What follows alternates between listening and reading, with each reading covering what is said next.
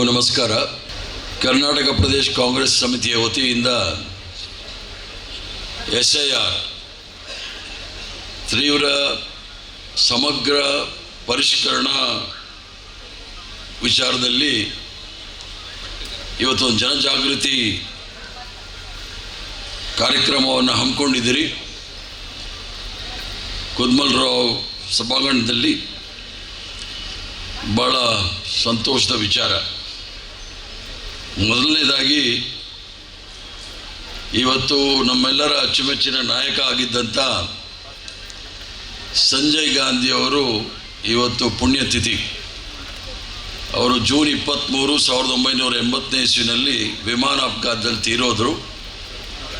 ಅವರಿಗೆ ಕಾಂಗ್ರೆಸ್ ಪಕ್ಷದ ವತಿಯಿಂದ ನಾನು ವೈಯಕ್ತಿಕವಾಗಿ ತಮ್ಮೆಲ್ಲರ ವೈಯಕ್ತಿಕವಾಗಿ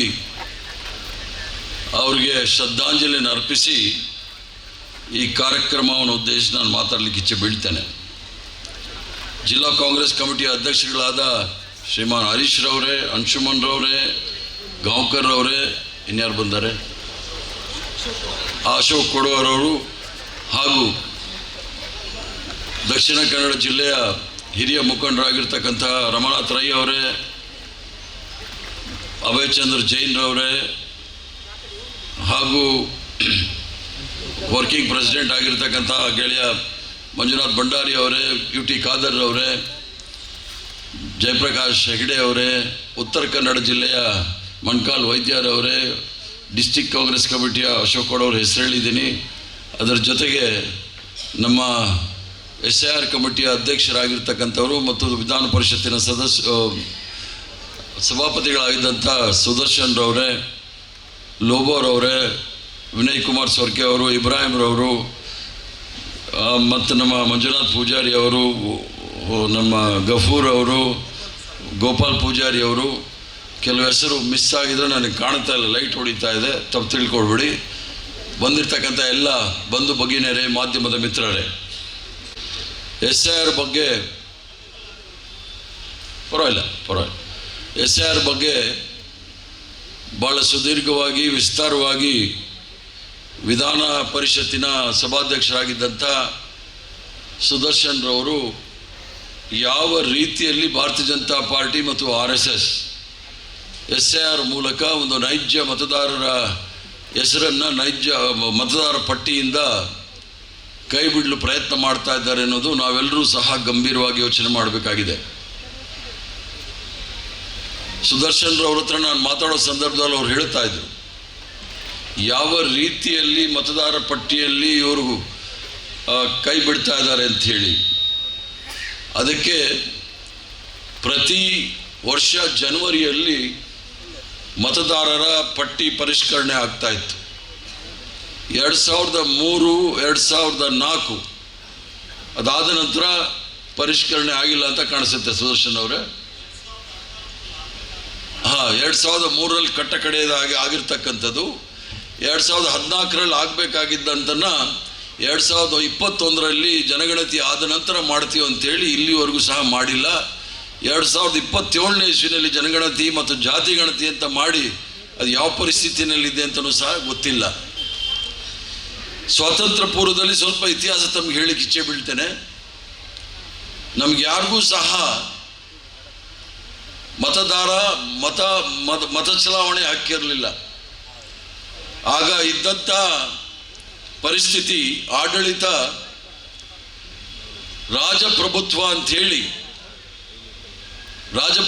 ಅಂತ ಹೇಳಿದ್ರೆ ಒಬ್ಬ ಮಹಾರಾಜನಡಿಗೆ ಮಂತ್ರಿ, ಪಾಳ್ಯಗಾರ, ಜಮೀನ್ದಾರ್, ಈ ದೇಶ ಈ 4 ಜನದ ಮಾತ್ರ ಇತ್ತೇ ವಿನಃ ನಾವೆಲ್ಲರೂ ಸಹ ಗುಲಾಮರಾಗಿ ಜೀತದಾಳಗಳಾಗಿ ಇದ್ದಂಥ ಪರಿಸ್ಥಿತಿ ಭಾಳಷ್ಟು ಜನಕ್ಕೆ ಗೊತ್ತಿಲ್ಲ ಅಂತ ಕಾಣುತ್ತೆ. ಸ್ವತಂತ್ರ ಹೋರಾಟದ ಆಶಯಗಳು, ನಾವೆಲ್ಲರೂ ಸಹ ಸ್ವತಂತ್ರರು, ಎಲ್ಲರೂ ಸಹ ಸಮಾನರು ಮತ್ತು ಎಲ್ಲ ಜಾತಿ, ಭಾಷೆ, ಧರ್ಮವನ್ನು ಮೀರಿ ಸೌಹಾರ್ದತೆಯಿಂದ ಬಾಳಬೇಕು ಅನ್ನೋ ಮೂಲ ಉದ್ದೇಶದಿಂದ ಮಹಾತ್ಮ ಗಾಂಧಿ ಅವರ ನೇತೃತ್ವದಲ್ಲಿ ಸುದೀರ್ಘವಾಗಿ ಸ್ವಾತಂತ್ರ್ಯ ಹೋರಾಟವನ್ನು ಮಾಡಿ ನಮ್ಮ ಪೂರ್ವಜರು ನೂರಾರು ಜನ ಪ್ರಾಣಾರ್ಪಣೆ ಮಾಡಿ, ಲಕ್ಷಾಂತರ ಜನ ತ್ಯಾಗ ಬಲಿದಾನವನ್ನು ಮಾಡಿ ನಮಗೆಲ್ಲರೂ ಸಹ ಸ್ವತಂತ್ರವನ್ನು ಕೊಟ್ಟಿದ್ದಾರೆ. ಸ್ವತಂತ್ರವನ್ನು ಕೊಟ್ಟ ಸಂದರ್ಭದಲ್ಲಿ ರಾಜಪ್ರಭುತ್ವ ಹೋದ ನಂತರ ಯಾರಿಗೆ ಅದಕ್ಕೆ ಯಾವ ರೀತಿ ಅಧಿಕಾರ ಇರಬೇಕು ಅಂದಾಗ ನಾವೆಲ್ಲರೂ ಸಹ ಪ್ರಜಾಪ್ರಭುತ್ವ ಅಂದರೆ ಅದು ಜನರಿಂದ ಜನರಿಗಾಗಿ ಜನರಿಗೋಸ್ಕರ ಅನ್ನೋಂಥ ಏನು by the people for the people to the people ಅಂತೇಳಿ ಇಂಗ್ಲೀಷಲ್ಲಿ ಹೇಳ್ತಾರೆ. ಆ ಪ್ರಜಾಪ್ರಭುತ್ವವನ್ನು ನಾವು ಒಪ್ಕೊಂಡು ಅದಕ್ಕೆ ಒಂದು ಸಂವಿಧಾನದ ಚೌಕಟ್ಟಿನಲ್ಲಿ ಸರ್ಕಾರಗಳ ರಚನೆ ಆಗಬೇಕು ಅಂತ ಹೇಳಿ ತೀರ್ಮಾನ ತೆಗೆದುಕೊಂಡು ಕಾಂಗ್ರೆಸ್ ಪಕ್ಷದ ಎಲ್ಲ ಹಿರಿಯ ನಾಯಕರು ಹೋರಾಟದಲ್ಲಿ ಪಾಲ್ಗೊಂಡಿದ್ದರು. ಅವರ ಆಶಯಗಳೇ ಬೇರೆ. ಅದರಲ್ಲಿ ಬಾಬಾ ಸಾಹೇಬ್ ಭೀಮರಾವ್ ಅಂಬೇಡ್ಕರ್ ಅವರು ಕಾಂಗ್ರೆಸ್ ಪಕ್ಷದ ವಿರುದ್ಧವಾಗಿ ಇದ್ರೂ ಸಹ ಅವರನ್ನು ನಾವು ಸಂವಿಧಾನ ಸಮಿತಿಯ ಅಧ್ಯಕ್ಷರನ್ನಾಗಿ ಮಾಡಿ ಈ ಒಂದು ಸಂವಿಧಾನ ಸುದೀರ್ಘವಾಗಿ 2 ವರ್ಷ 11 ತಿಂಗಳು 18 ದಿವಸಗಳ ಕಾಲ ಸುದೀರ್ಘವಾಗಿ ಚರ್ಚೆ ಮಾಡಿ 395 ಅನುಚ್ಛೇದ ಅಂದರೆ ಆರ್ಟಿಕಲ್ನೆಲ್ಲ ಮಾಡಿ ಎಲ್ಲ ಜನ ಸಮುದಾಯ ಎಲ್ಲ ರಾಷ್ಟ್ರದ ಮೂಲೆಗಳಲ್ಲಿರ್ತಕ್ಕಂಥ ಎಲ್ರಿಗೂ ಸಹ ಈ ಒಂದು ಪ್ರಜಾಪ್ರಭುತ್ವದ ಆಶಯಗಳ ಅನುಕೂಲ ಆಗಬೇಕು ಅನ್ನೋ ಮೂಲ ಉದ್ದೇಶದಿಂದ ಈ ಒಂದು ಸಂವಿಧಾನವನ್ನು ಸುದರ್ಶನ್ ಅವರು ಹೇಳಿದಾಗೆ ನಮಗೆ ನಾವೇ ಅರ್ಪಿಸ್ಕೊಂಡಿದ್ವಿ. ಮಹಾತ್ಮ ಗಾಂಧಿ ಅವರ ಹೇಳಿಕೆ ಏನು ಅಂದರೆ ಸಮಾಜದಲ್ಲಿ ಇರ್ತಕ್ಕಂಥ ಕಟ್ಟಕಡೆಯ ಪಂಕ್ತಿಯಲ್ಲಿ ಕುಳಿತಿರ್ತಕ್ಕಂಥ ಕಟ್ಟಕಡೆಯ ವ್ಯಕ್ತಿಗೂ ಸಹ ಈ ಒಂದು ಪ್ರಜಾಪ್ರಭುತ್ವದ ಮೂಲಕ ಸಹಾಯ ಆಗಬೇಕು ಅಂತೇಳಿ ನಾನು ಮೊನ್ನೆಯೂ ಸಹ ಬೆಂಗಳೂರು ನಗರದಲ್ಲಿ ಭಾಷಣ ಮಾಡಿದೆ. ಮಹಾತ್ಮ ಗಾಂಧಿ ಅವ್ರು ಏನು ಹೇಳಿದ್ರಂದ್ರೆ ಬಡತನ ನಿರ್ಮೂಲನೆ ಮಾಡಿ ಅಂತ ಅವ್ರು ಹೇಳ್ತಾ ಇರಲಿಲ್ಲ. ನೀವು ಅಧಿಕಾರಕ್ಕೆ ಬಂದಾಗ ನೀವು ತೆಗೆದುಕೊಳ್ತಕ್ಕಂಥ ನಿರ್ಧಾರದಲ್ಲಿ ಬಡವರ ಜೀವನ ಯಾವ ರೀತಿ ಬದಲಾವಣೆ ಆಗುತ್ತೆ ಅನ್ನೋದನ್ನು ನಿಮ್ಮ ಗಮನದಲ್ಲಿಟ್ಕೊಂಡು ನೀವು ತೀರ್ಮಾನಗಳನ್ನು ತೆಗೆದುಕೊಳ್ಬೇಕು ಅಂತೇಳಿ ಮಹಾತ್ಮ ಗಾಂಧಿ ಅವರು ಭಾಳ ಹಿಂದೆ ಹೇಳಿದರು. ಅದನ್ನೇ ಮತ್ತೊಂದು ರೀತಿಯಲ್ಲಿ ಬಾಬಾ ಸಾಹೇಬ್ ಭೀಮರಾವ್ ಅಂಬೇಡ್ಕರ್ ಅವರು ಹೇಳಿದರು, ಜೀವನ ಮಾಡಲಿಕ್ಕೋಸ್ಕರ ನೀವು ರಾಜಕಾರಣಕ್ಕೆ ಬರಬೇಡಿ, ಜನಸಾಮಾನ್ಯ ಜೀವನವನ್ನು ಬದಲಾವಣೆ ಮಾಡಲಿಕ್ಕೋಸ್ಕರ ರಾಜಕಾರಣಕ್ಕೆ ಬನ್ನಿ ಅಂತ ಹೇಳಿದ್ರು.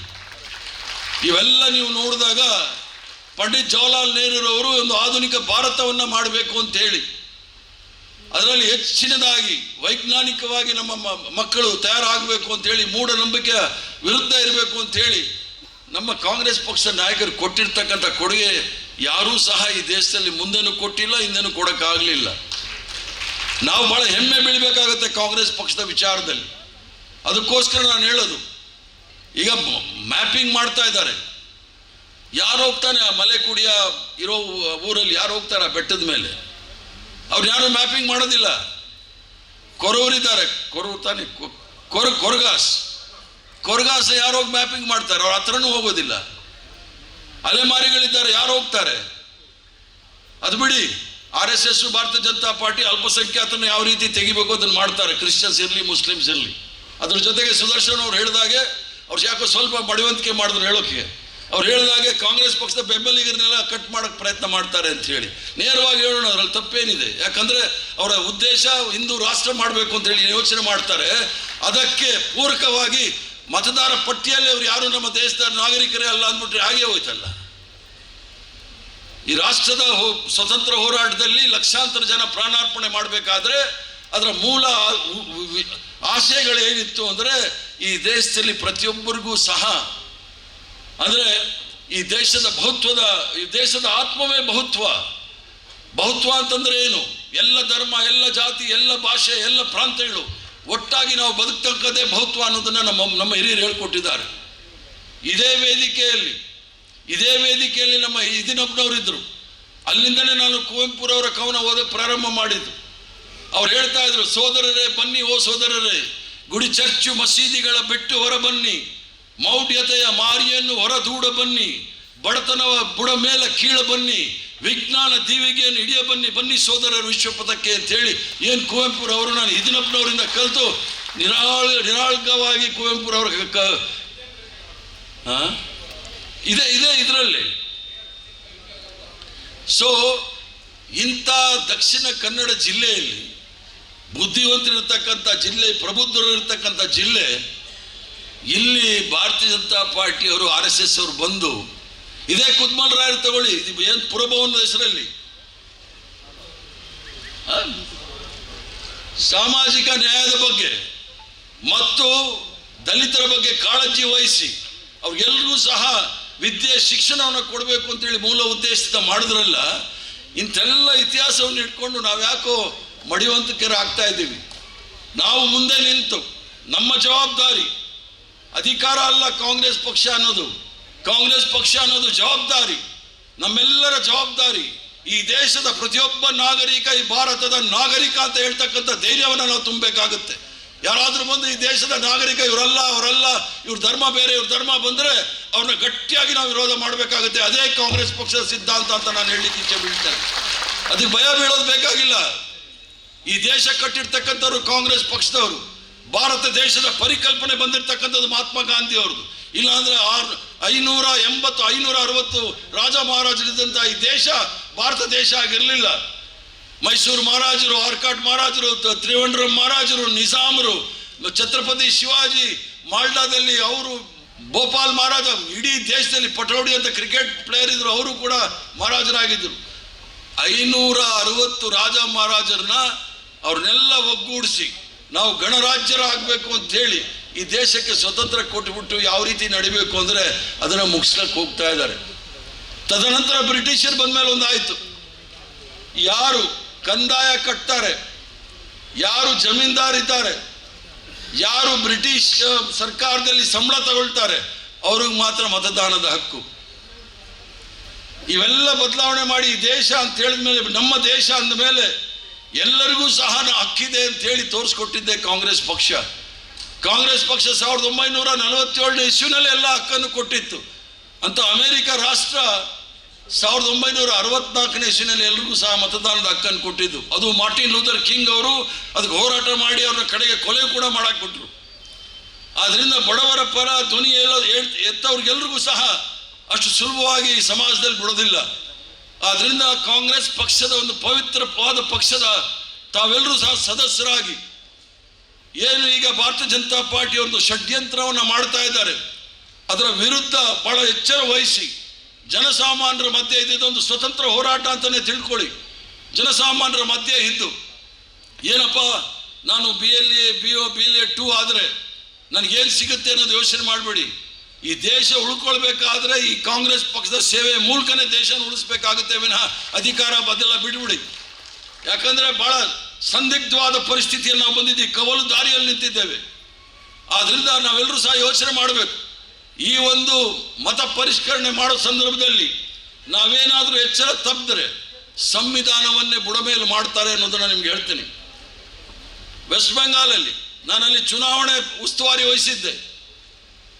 ತೃಣಮೂಲ್ ಕಾಂಗ್ರೆಸ್ ಮಮತಾ ಬ್ಯಾನರ್ಜಿ ಅವ್ರದ್ದು ಕಾಂಗ್ರೆಸ್ಗೂ ಮತ್ತು BJPಗೂ ವ್ಯತ್ಯಾಸ 35 ಲಕ್ಷ. 35 ಲಕ್ಷದಲ್ಲಿ 27 ಲಕ್ಷ ಅಡ್ಜುಡಿಕೇಶನ್ ಅಲ್ಲಿ ಇಟ್ಟಿದ್ದಾರೆ. ಅಂದ್ರೆ ಮ್ಯಾಪಿಂಗ್ ಮಾಡಿ ಅವ್ರು ಯಾರು ಅನುಮಾನಾಸ್ಪದವಾದ ವ್ಯಕ್ತಿಗಳು ಅಂತೇಳಿ 27 ಲಕ್ಷ ಇಟ್ಟಿದ್ದಾರೆ. ಗೆದ್ದಿರೋದು 35 ಲಕ್ಷದಲ್ಲಿ 27 ಲಕ್ಷ ಅದು ಸಸ್ಪೆಂಡ್ ಅಲ್ಲಿ ಇಟ್ಟಿದ್ದಾರೆ ಲಿಸ್ಟ್. ಅಂದ್ರೆ ಗೆದ್ದಿರೋದು 8 ಲಕ್ಷ. 8 ಲಕ್ಷಕ್ಕೆ 10 ಲಕ್ಷ ಮತದಾನವನ್ನು 1 ತಿಂಗಳಲ್ಲಿ ಸೇರಿಸಿದ್ರು. ಇಷ್ಟೊಂದು ಷಡ್ಯಂತ್ರಗಳನ್ನು ಮೋಸ ಮಾಡ್ತಾರೆ ಅಂದ್ರೆ ಭಾರತೀಯ ಪಾರ್ಟಿಯವ್ರು ಬಂದಾಗ ಹೇಳೋರು ಪಾರ್ಟಿ ವಿತ್ ಡಿಫರೆನ್ಸ್ ಅಂತ ಹೇಳಿ. ಇದೇ ಡಿಫರೆನ್ಸ್. ಪ್ರಜಾಪ್ರಭುತ್ವದಲ್ಲಿ ನಂಬಿಕೆ ಇಲ್ಲ, ಸಂವಿಧಾನದಲ್ಲಿ ನಂಬಿಕೆ ಇಲ್ಲ, ತ್ರಿವರ್ಣ ಧ್ವಜದ ಬಗ್ಗೆ ಗೌರವ ಇಲ್ಲ. ಇವರು ನಮ್ಮನ್ನು ಆಳ್ಲಿಕ್ಕೆ ಹೊರಟಿದ್ದಾರೆ. ಆದ್ರಿಂದ ತಾವೆಲ್ಲರೂ ಸಹ ಎಚ್ಚರ ವಹಿಸಬೇಕಾಗಿದೆ.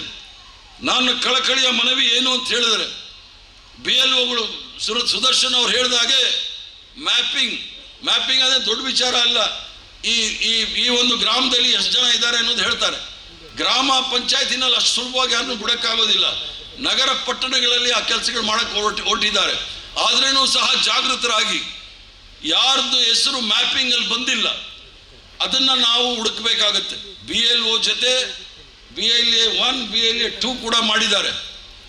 ಸುದರ್ಶನ್ ಅವ್ರು ಹೇಳಿದ್ರು ಸುಳ್ಯದಲ್ಲಿ ಏನು BLA 2 ಬಂದಿಲ್ಲ. ಕೃಷ್ಣಪ್ಪ ಎಲ್ಲಿ ಭರೋಸೆಲಿ ಏನೋ ಟಿಕೆಟ್ ಬೇಕು ಅಂದ್ರೆ ಇನ್ನೊಂದು ವಾರದಲ್ಲಿ ಮಾಡಿ ರೆಡಿ ಆಗ್ಬೇಕು, ಇಲ್ಲಾಂದ್ರೆ ಟಿಕೆಟು ಇಲ್ಲ ಹೇಳ್ಬಿಟ್ಟಿದ್ದೀವಿ.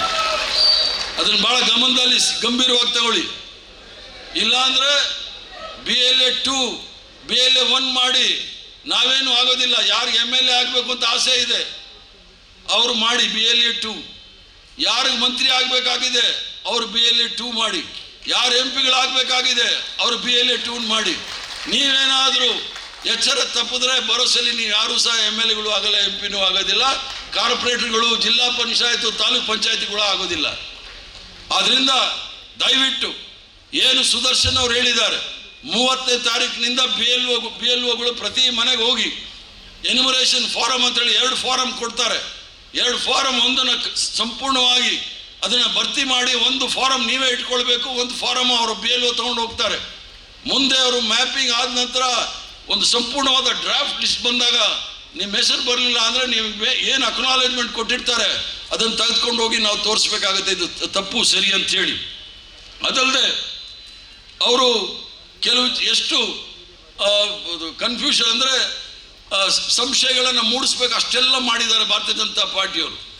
ಈಗ ಕೂಲಿ ಕಾರ್ಮಿಕರು ಇರ್ತಾರೆ, ಅವ್ರು ಎಲ್ಲಿಂದ ಅವ್ರು ಯಾವ ದಾಖಲೆಗಳನ್ನ ಇಟ್ಕೊಂಡಿರ್ತಾರೆ, ರೈತರು ಯಾವ ದಾಖಲೆಗಳನ್ನ ಇಟ್ಕೊಂಡಿರ್ತಾರೆ, ಕಾರ್ಮಿಕರು ಯಾವ ದಾಖಲೆಗಳನ್ನ ಇಟ್ಕೊಂಡಿರ್ತಾರೆ, ಅಲೆಮಾರಿಗಳು ಯಾವ ದಾಖಲೆಗಳನ್ನ ಇಟ್ಕೊಂಡಿರ್ತಾರೆ, ಇವೆಲ್ಲವೂ ಸಹ ಸಂಕಷ್ಟದಲ್ಲಿ ಇರ್ತಕ್ಕಂಥ ಈ ದೇಶದಲ್ಲಿ ಹುಟ್ಟಿದ ಮೇಲೆ ಅವರು ಈ ದೇಶದ ನಾಗರಿಕರು. ಯಾವುದೇ ದಾಖಲೆ ಇರ್ಬೋದು, ದಾಖಲೆ ಇಲ್ಲದೆ ಇರ್ತಕ್ಕಂಥವ್ರು marks card, fake marks card ಇರ್ತಕ್ಕಂಥವ್ರು ಈ ದೇಶದ ಪ್ರಧಾನಮಂತ್ರಿ ಆಗ್ಬೋದು, ಈ ದೇಶದಲ್ಲಿ ನಾವು ವೋಟರ್ ಆಗೋಕ್ಕಾಗೋದಿಲ್ಲ ಅಂತ ನಾವು ಕೇಳಬೇಕಾಗುತ್ತೆ. ಆದ್ರಿಂದ ತಾವು ಇರಬೇಕಾಗುತ್ತೆ. ನಮ್ಮ ಮುಂದೆ ದೊಡ್ಡ ಸವಾಲೇ ಇದೆ. ದೊಡ್ಡ ಸವಾಲು ಏನು ಅಂತ ಹೇಳಿದ್ರೆ, ಈ ದೊಡ್ಡ ಸವಾಲು ನಮ್ಮ ಹಕ್ಕನ್ನು ಮೊಟ್ಟುಗೊಳಿಸಲಿಕ್ಕೆ ಪ್ರಯತ್ನ ಮಾಡ್ತಾ ಇದ್ದಾರೆ ಭಾರತೀಯ ಜನತಾ ಪಾರ್ಟಿಯವರು. ಪ್ರತಿಯೊಬ್ಬ ಕಾಂಗ್ರೆಸ್ ಕಾರ್ಯಕರ್ತರು ಸಹ ತಮ್ಮ ಊರು, ಕೇರಿ, ಹಳ್ಳಿ, ಗ್ರಾಮ ಎಲ್ಲ ಕಡೆ ಹೋಗಿ ತಮ್ಮ ಸ್ನೇಹಿತರು, ಅಕ್ಕಪಕ್ಕದಲ್ಲಿರೋರು, ಸಂಬಂಧಿಕರು ಯಾರದೇ ಕೂಡ ಹೆಸರು ಬಿಡದಾಗೆ ತಾವೆಲ್ಲರೂ ಸಹ ನೋಡ್ಕೊಳ್ಬೇಕಾಗತ್ತೆ.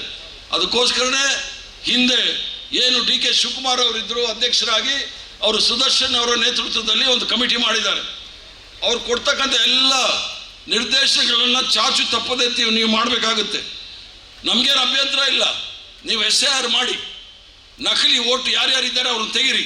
ಹೆಚ್ಚಿನ ನಕಲಿ ಓಟ್ ಇರೋದೇ ಭಾರತೀಯ ಜನತಾ ಪಾರ್ಟಿ RSS ಅವ್ರದ್ದು, ಅದನ್ನು ತೆಗಿರಿ, ಭಾಳ ಸಂತೋಷ. ಅದ್ರ ಜೊತೆಗೆ ಡಬಲ್ ಇರುತ್ತೆ, ಅದನ್ನು ತೆಗಿರಿ. ಆದರೆ ಸುದರ್ಶನ್ ಅವರು ಹೇಳಿದಾಗೆ ಒಬ್ಬ ನೈಜ ಮತದಾರರನ್ನ ಓಟನ್ನು ಎಲ್ಲೂ ಸಹ ಕದಿಲಿಕ್ಕೆ ಹೋಗ್ಬೇಡಿ. ನಾವು ಓಟ್ ಚೋರಿ ಅಂತ ರಾಹುಲ್ ಗಾಂಧಿ ಅವರು ಹೇಳ್ತಾ ಇದ್ರು. ಈಗ ಮೊನ್ನೆ ತಾನೇ ಮೀನಾಕ್ಷಿ ನಟರಾಜನ್ ಅವರ ರಾಜ್ಯಸಭಾ ಚುನಾವಣೆ ಆದ, ಅದು ಓಟ್ ಚೋರಿ ಅಲ್ಲ, ಸೀಟ್ ಚೋರಿನೇ ಮಾಡ್ಕೊಂಡು ಹೋಗ್ಬಿಟ್ಟಿದ್ದಾರೆ. ನೀವೇನು ಕೂತಿದ್ದೀರಲ್ಲ ಸೀಟು, ಅದನ್ನೇ ಚೋರಿ ಮಾಡ್ಕೊಂಡು ಹೋಗಿದ್ದಾರೆ. ಇದನ್ನು ನಾವು ಯೋಚನೆ ಮಾಡಬೇಕಾಗುತ್ತೆ. ಆದ್ದರಿಂದ ಮತ ಕಳ್ಳತನ ಈಗ ಹೊಸದಾಗಿ ಪ್ರಾರಂಭ ಮಾಡಿದ್ದಾರೆ. ಯಾಕಂದರೆ ಇದೇನು ಹೊಸದಲ್ಲ, ನಾನು ಹೇಳುವಾಗ ಯಾರೂ ಕೇಳ್ತಾಯಿಲ್ಲ. 25 ವರ್ಷ ನಾನು ಹೇಳ್ಕೊಂಡೇ ಬಂದಿದ್ದೀನಿ. ಬೆಂಗಳೂರು ನಗರದಲ್ಲಿ ಚುನಾವಣೆ ಆಗುವಾಗ ಕಾಂಗ್ರೆಸ್ ಪಕ್ಷದ ಎಲ್ಲೆಲ್ಲಿ ಮತ ಇದೆ, ಸ್ಲಮ್ ಇರ್ಬೋದು, ಅಲ್ಪಸಂಖ್ಯಾತ ಇರ್ಬೋದು, ಆ ರಿಟರ್ನಿಂಗ್ ಆಫೀಸರ್ ಬೆಳಿಗ್ಗೆ ಬಂದು 7 ಗಂಟೆಗೆ ಒಂದು ಗೀಟ್ ಎಳೆದ್ಬಿಡೋನು, ಇದು ಡಿಲೀಟೆಡ್ ಅಂತ. ಕೆಂಪು ಗೀಟ್ ಎಳೆದ್ಬಿಡೋ. ನೋಡಿ, ಇವರು ಸೀನಿಯರ್ ಆಗಿದ್ದಾರೆ, ಗೊತ್ತಿದೆ, ಅವ್ರು ಯಾರಿಗೂ ಹೇಳ್ಕೊಟ್ಟಿಲ್ಲ, ನನಗೆ ಹೇಳ್ಕೊಡ್ತಾ ಇದ್ದಾರೆ ಈಗ. ಅದು ಯಾರು ಪ್ರೊಟೆಸ್ಟ್ ಮಾಡಲಿಲ್ಲ. ಆ ಪ್ರೊಟೆಸ್ಟ್ ಮಾಡಲಿಲ್ಲ, ಇವತ್ತು ಈ ಮಟ್ಟಕ್ಕೆ ಬಂದ್ಬಿಟ್ಟಿದ್ದಾರೆ. ಭಾಳ ಸುಲಭ ಇವ್ರನ್ನೆಲ್ಲ ನಾವು ಮೂರ್ಖರನ್ನಾಗಿ ಮಾಡೋಕ್ಕೆ ಅಂತ ಹೇಳಿ. ಕಾಂಗ್ರೆಸ್ ಪಕ್ಷದವ್ರನ್ನ ನೀವು ಮೂರ್ಖರು ಮಾಡ್ಬೋದು, ಆದರೆ ಭಾರತ ದೇಶದ ಪ್ರಬುದ್ಧ ಜನತೆನೇ ಯಾವತ್ತೂ ಸಹ ಮೂರ್ಖರು ಮಾಡಲಿಕ್ಕೆ ಆಗೋದಿಲ್ಲ ಅನ್ನೋದು ನಿಮಗೆ ಸ್ಪಷ್ಟವಾಗಿ ಹೇಳಲಿಕ್ಕೆ ಇಚ್ಛೆ ಬೀಳ್ತೇನೆ. ಅದಕ್ಕೋಸ್ಕರ ಈ ಒಂದು SIR ವಿಚಾರದಲ್ಲಿ ಜನಜಾಗೃತಿಯನ್ನು ಮೂಡಿಸಿದ್ದಾರೆ. ಇವಾಗ ತಾನೇ ಸುದರ್ಶನ್ ರವರು ಎಲೆಕ್ಷನ್ ಕಮಿಷನ್ ಅವ್ರ ಹತ್ರ ಮಾತಾಡಿಬಿಟ್ಟು ವಿಡಿಯೋ ಕಾನ್ಫರೆನ್ಸ್ ಮಾಡಬೇಕು ಅಂತ ಹೇಳಿ ಒಂದು ತೀರ್ಮಾನ ತೆಗೆದುಕೊಂಡು ಅದರಲ್ಲಿ ನಾವೆಲ್ಲರೂ ಸಹ ಪಾಲ್ಗೊಳ್ತೀವಿ. ಎಲ್ರಿಗೂ ಸಹ ಲಿಂಕ್ ಕೂಡ ಕಳಿಸ್ಕೊಟ್ಟಿದ್ದಾರೆ. ತಾವೆಲ್ಲರೂ ಸಹ ಎಲೆಕ್ಷನ್ ಕಮಿಷನ್ ಅವರ ಇದರಲ್ಲಿ ಲಿಂಕಲ್ಲಿ ಬಂದು ವಿಡಿಯೋ ಕಾನ್ಫರೆನ್ಸ್ ಆಗುತ್ತೆ. ನಾನು 3 ಗಂಟೆಯಿಂದ 4 ಗಂಟೆವರೆಗೂ ಕಾಂಗ್ರೆಸ್ ಆಫೀಸಲ್ಲಿ ಕೂತ್ಕೊಂಡು ಅದರಲ್ಲಿ ಭಾಗವಹಿಸ್ತೇನೆ. ಅದರಲ್ಲಿ ಏನಾದರೂ ನ್ಯೂನತೆಗಳು ತಪ್ಪಿದ್ರೆ ಅದನ್ನು ನಾವು ಸರಿ ಮಾಡಿಕೊಳ್ಳೋಣ ಅನ್ನೋದು ಹೇಳ್ತೀನಿ. ಯಾಕಂದರೆ ಈ ದೇಶದಲ್ಲಿ ವಲಸೆ ಹೋಗ್ತಕ್ಕಂಥವ್ರು, ಹೊಟ್ಟೆಪಾಡಿಗೆ ಊರೂರು ಸುತ್ತವರು, ಗುಳೆ ಹೋಗೋರು ಅಂತೇಳಿ ಭಾಳಷ್ಟು ಜನ ಇದ್ದೀವಿ. ಆದ್ದರಿಂದ ಎಲ್ಲರ ಹಕ್ಕನ್ನು ರಕ್ಷಣೆ ಮಾಡಲಿಕ್ಕೋಸ್ಕರ ಇದೆಲ್ಲೋ ನಾವು ಎಲೆಕ್ಷನ್ ನಿಲ್ತೀವಿ, ನಮ್ಗೆ ಓಟ್ ಹಾಕ್ಬಿಟ್ರೆ ನಾವೇನೋ MLA MP ಆಗ್ತೀವಿ ಅನ್ನೋ ಪ್ರಶ್ನೆ ಅಲ್ಲ. ಸರ್ಕಾರ ಜನಸಾಮಾನ್ಯರ ಸರ್ಕಾರದಲ್ಲಿ ಬರ್ತಕ್ಕಂಥ ಸವಲತ್ತುಗಳು, ಯಾಕಂದರೆ ನೀವು ರಕ್ತ ಬೆವರು ಸುರಿಸಿ ಬೆಂಗಳೂರಲ್ಲಿರ್ತಕ್ಕಂಥ ಖಜಾನೆ, ಡೆಲ್ಲಿಯಲ್ಲಿರ್ತಕ್ಕಂಥ ಖಜಾನೆ ತುಂಬ್ತೀರಿ. ಆ ಹಣ ಅದಾನಿ ಅಂಬಾನಿಗೆ ಹೋಗಿದೆ. ಸಮಾಜದ ಕಟ್ಟಕಡೆಯ ವ್ಯಕ್ತಿಗೂ ಸಹ ಅದರಲ್ಲಿ ಸಹಾಯ ಆಗಬೇಕು ಅನ್ನೋ ಮೂಲ ಉದ್ದೇಶದಿಂದ ಈ ಒಂದು ಸಂವಿಧಾನವನ್ನು ರಚನೆ ಮಾಡಿದ್ದೀವಿ. ಇದನ್ನು ತಾವು ಗಮನದಲ್ಲಿ ಇಟ್ಕೊಂಡು ಈ ಒಂದು ಸಕ್ರಿಯವಾಗಿ ಪಾಲ್ಗೊಂಡು ಈ ಒಂದು SIR ಅಂದರೆ ಸಮಗ್ರ ಪರಿಷ್ಕರಣ ಶೀಘ್ರವಾಗಿ ಮಾಡ್ತಕ್ಕಂಥದ್ದು, ಒಂದು ವಿಶೇಷ ಸಮಗ್ರ ಪರಿಷ್ಕರಣೆ ಮಾಡ್ತಕ್ಕಂಥ ಈ ಮತ ಪಟ್ಟಿಯಲ್ಲಿ ಯಾರ್ದೂ ಸಹ ಹೆಸರು ಬಿಟ್ಟು ಹೋಗಬಾರ್ದು ಅನ್ನೋ ಮೂಲ ಉದ್ದೇಶದಿಂದ ತಾವೆಲ್ಲರೂ ಸಹ ಸಕ್ರಿಯವಾಗಿ ಕೆಲಸ ಮಾಡಿ, ಆವಾಗಲೇ ಕಾಂಗ್ರೆಸ್ ಪಕ್ಷ ಮತ್ತು ನಮ್ಮೆಲ್ಲರಿಗೂ ಸಹ ಸ್ವತಂತ್ರವನ್ನು ಕೊಟ್ಟು ಒಂದು ಪವಿತ್ರವಾದ ಪಕ್ಷವನ್ನು ನಮ್ಮ ಕೈ ಕೊಟ್ಟಿದ್ದಾರೆ. ನಮ್ಮ ಪೂರ್ವಜರ ಆತ್ಮಕ್ಕೂ ಸಹ ಶಾಂತಿ ಸಿಗುತ್ತೆ. ಈ ಸಂವಿಧಾನವನ್ನು, ಪ್ರಜಾಪ್ರಭುತ್ವವನ್ನು, ಜಾತ್ಯತೀತ ತತ್ವವನ್ನು, ಕಾಂಗ್ರೆಸ್ ಪಕ್ಷದ ಸಿದ್ಧಾಂತವನ್ನು ಕಾಪಾಡ್ಕೊಂಡು ಬರ್ತಾ ಇದ್ದಾರೆ ಕಾಂಗ್ರೆಸ್ ಪಕ್ಷದವರು ಅಂತೇಳಿ ಅವರ ಆತ್ಮಕ್ಕೂ ಶಾಂತಿ ಸಿಗುತ್ತೆ. ನಾವೆಲ್ಲರೂ ಸಹ ಶಾಂತಿ ಸೌಹಾರ್ದತೆಯಿಂದ ಬಾಳ್ಬೋದು ಅನ್ನೋ ವಿಚಾರವನ್ನು ಹೇಳಿ ಇಷ್ಟೊಂದು ಸಂಖ್ಯೆಯಲ್ಲಿ ತಾವೆಲ್ಲರೂ ಸಹ ಬಂದು ಈ ಒಂದು ಕಾರ್ಯಕ್ರಮವನ್ನು ಯಶಸ್ವಿಗೊಳಿಸ್ತಾ ಇದ್ದಾರೆ. ಅದಕ್ಕೆಲ್ಲರಿಗೂ ಸಹ ವೈಯಕ್ತಿಕವಾಗಿ ಪಕ್ಷದ ಪರವಾಗಿ ತಮ್ಮೆಲ್ಲರಿಗೂ ಸಹ ಅಭಿನಂದನೆ ಸಲ್ಲಿಸಿ, ಧನ್ಯವಾದ ಸಲ್ಲಿಸಿ, ಅಧ್ಯಕ್ಷನಾದ ಮೇಲೆ ಮೊಟ್ಟ ಮೊದಲನೇ ಬಾರಿಗೆ ನಮ್ಮೂರಿಗೆ ಬಂದು, ಮಂಗಳೂರಲ್ಲೇ ಬಂದು ತಾವೆಲ್ಲರೂ ಸಹ ಅಭಿಮಾನದಿಂದ ನನ್ನನ್ನು ಕಂಡಿದ್ದಕ್ಕೆ ತಮಗೂ ಸಹ ವಂದನೆ ಸಲ್ಲಿಸಿ. ಸುದ್ದಿ ಚಾನಲ್, ಕ್ಷಣ ಕ್ಷಣದ ಸುದ್ದಿಗಾಗಿ.